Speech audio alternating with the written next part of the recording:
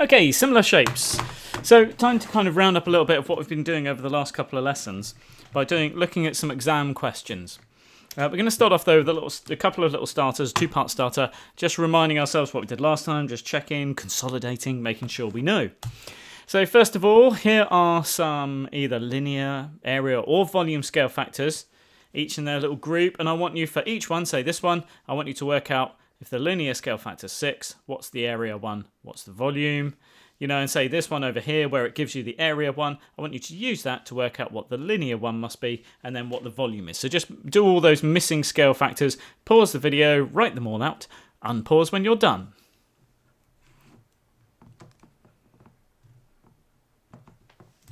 Okay, so you should have done.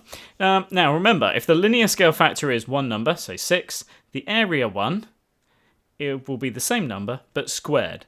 So the area scale factor will be 36. So if you take a shape and you increase all the lengths by 6, a factor of 6, then the area of that shape will increase by a factor of 36, 36 times bigger.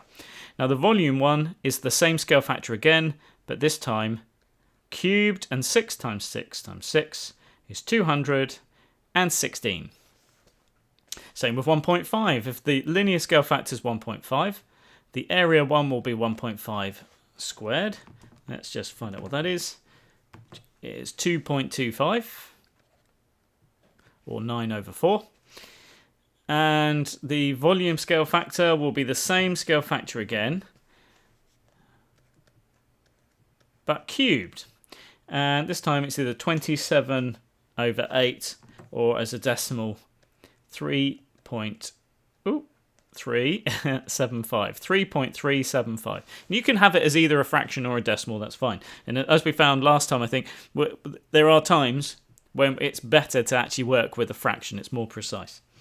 But in this case, they worked as a decimal as well, so that's fine. Now, if you've got the volume scale factor, here's how we're going to do it. Because remember, the linear scale factor is, say, x. The area one would be x squared. And the volume one is x cubed, the linear scale factor cubed. So to go from the volume to the linear one, we will do a cube root. And you need to use the cube root button on your calculator. You usually press shift and the square root one, and it gives you this cube root. So we're going to do cube root of 64, which is 4. So the linear scale factor is 4. So if the volume has been increased by a factor of 64, 64 times bigger, then the linear scale factor, the lengths will all be just 4 times as big. All right, the area then, remember, is we go back to that linear one, but it's the same one, but squared. So 16, 4, 16, and 64.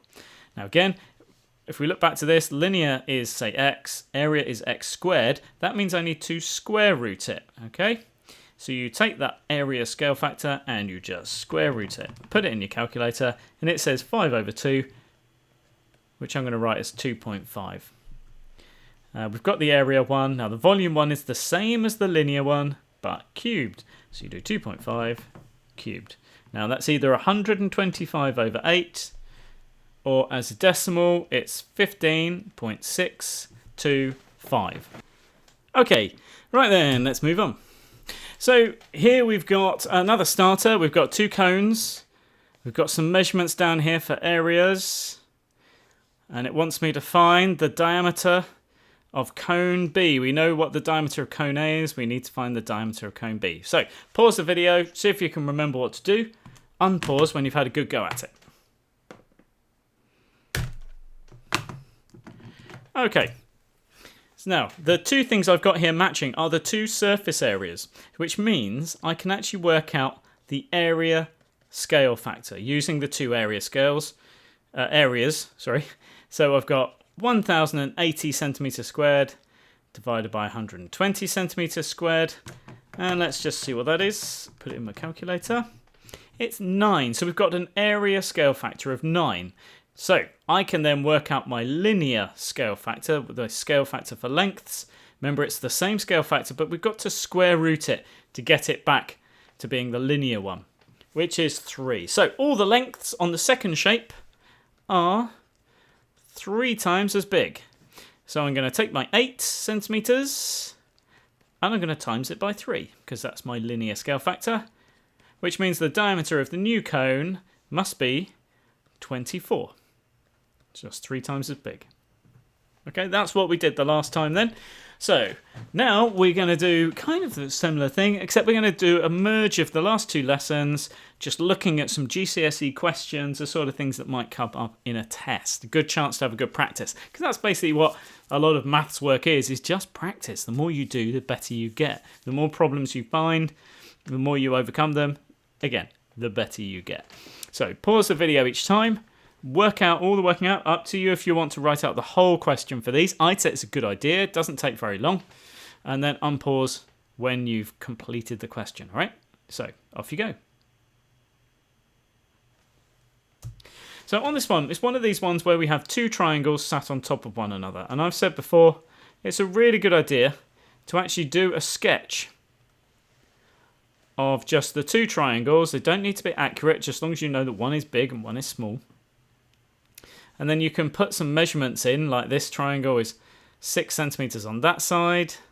It's 9 centimeters on that side. Now the large triangle is a combination of 9 and 3 together to get 12 centimeters. And the base of this triangle is 7 centimeters. And it's asking me to work out the length of ED. Now ED is this length here that I'm just putting in there. So I need to know the full height of this triangle, and it's the difference between the two, isn't it? The difference between the height of the small one, the length of that side, and the length of AD. So let's first of all work out a scale factor, and this is going to be a linear scale factor, just straightforward sides. And I've got my 12 and my 9. Those are the 2 sides that correspond to each other.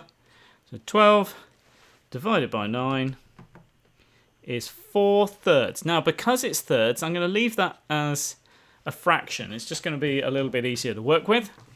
That means all the lengths on the larger shape are times by a fraction of 4/3. And it's not really going to bother me because it's working with a calculator. It's more accurate than working with, say, 1.3 recurring, which is the alternative.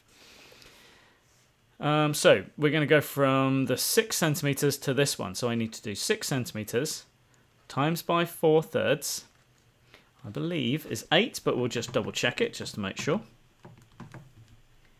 8, yep. So this side here is 8 centimeters, the whole height. Now, that means A to D is 8, A to E is 6, so we want the difference between the 2, just the 8. Take away the 6 means ED is 2 centimeters. Let's go to another colour for the other question. Calculate the length of BE. Now BE is this length across here, which is the bottom of that triangle. Now I'm going from the big triangle to the small one this time. So instead of timesing by 4/3, my scale factor, I'll divide by 4/3. So it will be 7 divided by 4/3, which I should imagine is not going to be a particularly pretty answer, but we'll see. It is 5 1/4. Okay. So 5.25 centimeters. And I get a tick. So it's just straightforward linear scale factors.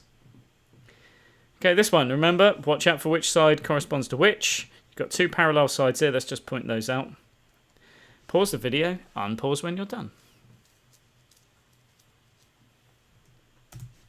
Let's highlight the sides that are matching, all right?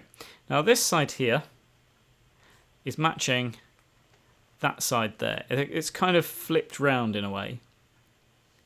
If you're not sure, you can always, if you look at look at the angles, which angles match which angles, and you will soon find that it does match this way. It's been flipped round because of alternate angles.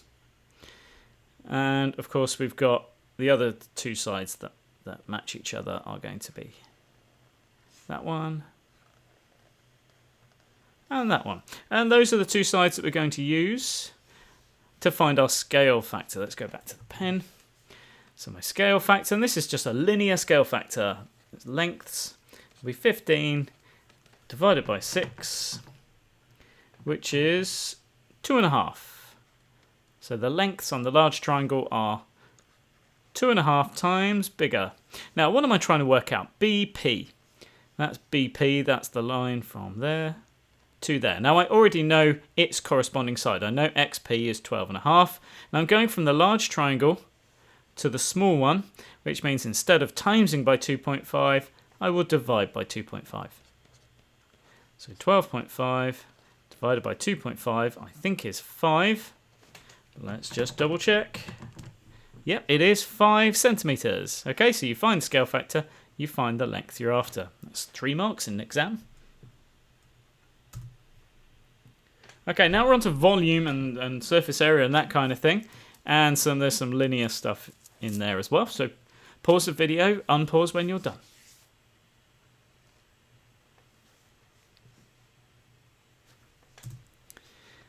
Okay, we've got two sides, two corresponding sides, so we can find our linear scale factor, which is our lengths one, isn't it?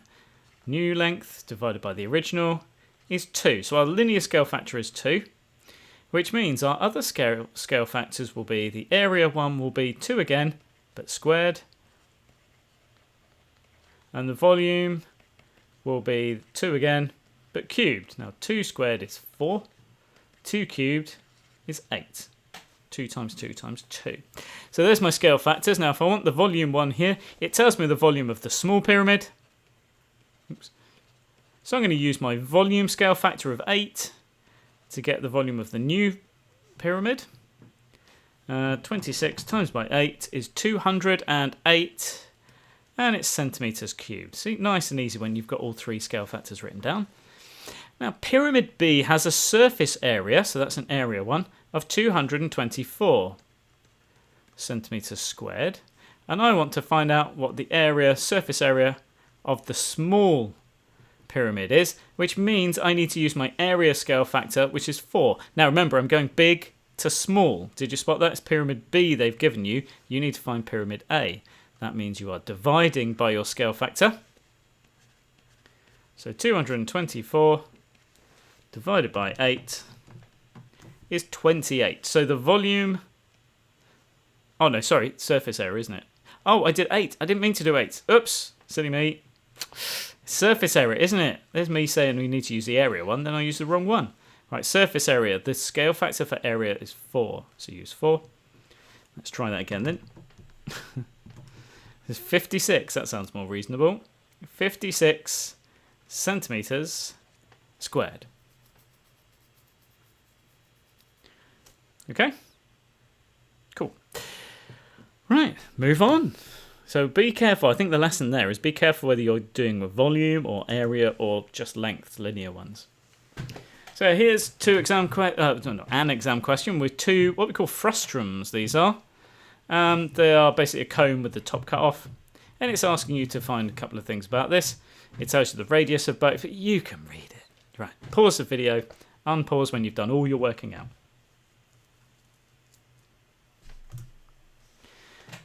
Okay, so 2 solid shapes A and B are mathematically similar, so one is an enlargement of the other. The base of shape A is a circle with radius 4, and B is a circle with radius 8. So right, let's first of all get going with our scale factor before I read anything else. Let's use those 2 lengths to work out our length scale factor, which is 2. So our area scale factor will be the same one but squared, so that's 4. And the volume scale factor will be the same scale factor again of 2, but cubed. 2 times 2 times 2, which is 8. Right, I've got my 3 scale factors. Work out the surface area of shape B. Well, shape A, it says, is 80 centimetres squared. Now, going up to the surface area of B, I use my area scale factor, which is 4. So it's 80 times by 4, which is 320, I believe. Yeah. 320 centimetres squared, because it's area. Yeah. Tick. The volume of shape B is 600. Now let's go for a different one. So this time we're talking volume. That's inside the shape. 600 centimetres cubed. And I want to find the volume of the small shape. So I'm going to go from large to small, so I'm dividing. I use my volume scale factor, which is 8. So it's 600 divided by 8, which I think is 75. Yeah. Centimetres cubed. And I've written it on a lovely little jaunty angle. Okay, I hope you're getting the idea. If not, if that was a bit quick, maybe watch the explanation again. Otherwise, let's move on. This time you've got 3 barrels, which are all mathematically similar, so they are enlargements of each other. And you've got the heights of 2 of them, the capacity of 2 of them, so that's the volume. Capacity is volume. And these are, the height is obviously a length. Fill in the 2 missing gaps, please.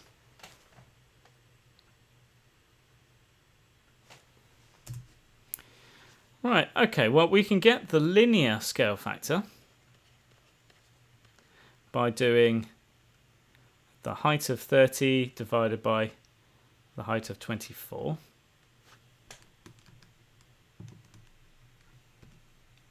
Which is 1.25. So, going from small to medium, the lengths are times by 1.25. Which means I can use that to work out the capacity. Now this is going to be the volume scale factor. Remember, we're going small to medium at this point. So small to medium, the linear one is that. Let's go for the volume one because that's the one I need to use.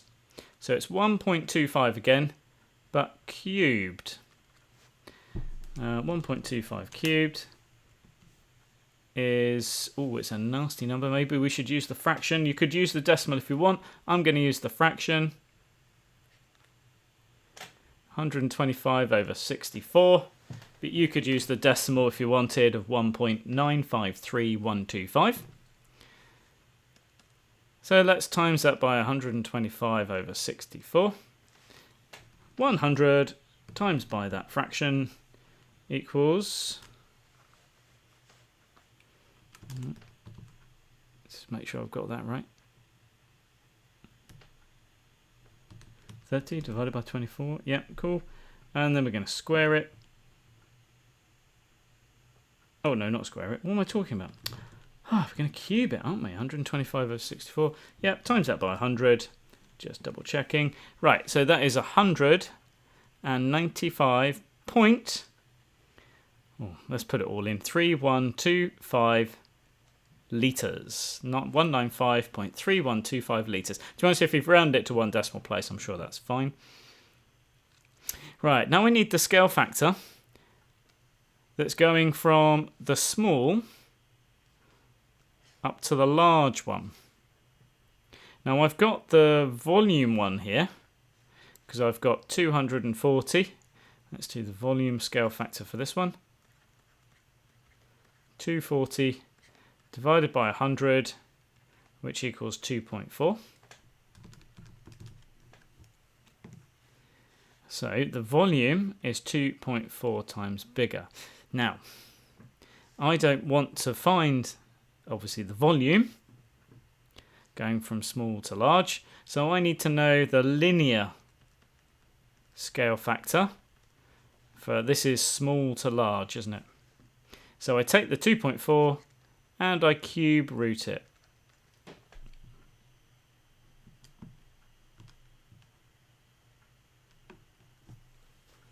Which is really not a very nice number. It's kind of horrid, actually. But okay. So it's 1.3388659. Let's do that as a fraction, shall we? Oh, it won't let me do it as a fraction. Okay, so if we want to go from... This is actually in here, isn't it? The red one. It's times by... Ooh, horrible number. 1.3388659. Good goodness. Right, okay. So 24 times by that horrible answer is... I'm going to have to round this a bit. 32 point... let's go 1 decimal place. 32.1 inches. Yeah, yuck. Horrible answer. Not very satisfying at all. Okay. Right, move on. Go away from that question. Didn't like that question. Again, another cone. This time they're giving you some areas and they're mathematically similar, so one is an enlargement of the other. Pause the video, unpause when you're done.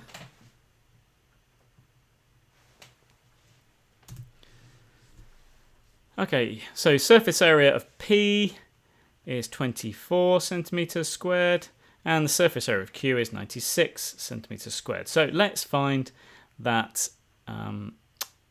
area scale factor, which is 96 divided by 24,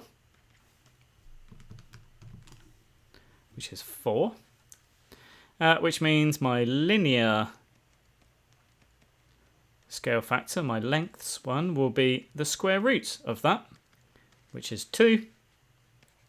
And then, of course, I can use the length one to find the volume one, because it's the same scale factor but cubed, which is 8. So you sort of, after a while, you start to recognize these little patterns of scale factors. Right, the height of cone P is 4. We're going to use our length scale factor of 2 to find the height of Q, because it's the length, isn't it? So we take the height of the small one, times it by 2, it's 8 centimeters.